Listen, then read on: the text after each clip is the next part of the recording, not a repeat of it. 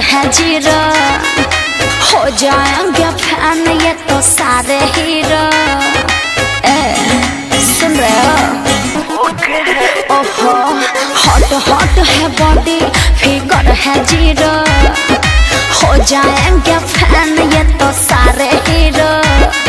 ले लिया advance chance, दिए न सारे धोखे हैं। अरे समझे कि समझा दे? मैंने देखा तो के है रिपोर्ट तेरा ओके है। क्या क्या क्या?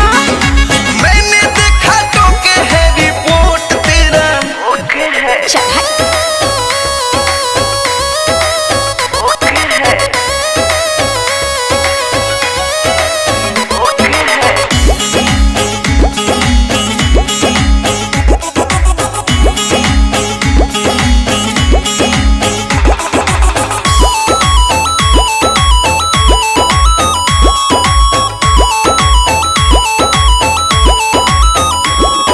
चांस चाहिए, अपना जलवा दिखा दूंगी। ये गोरे गोरे बदन पे सबको मैं तो फिसला दूंगी। चलो जा जा तुम अब हिट हो जाइबू। अच्छा बे हमरा नजर में जदी फिट हो जाइबू।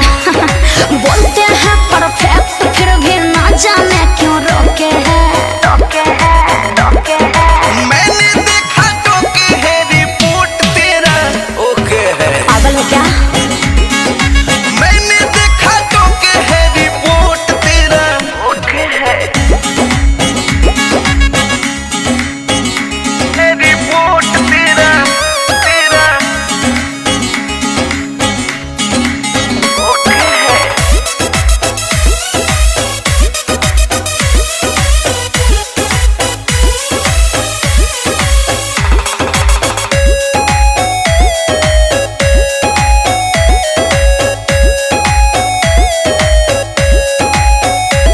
मेरे सपने हैं कुछ खास, एज दिल में लगाई हुआ।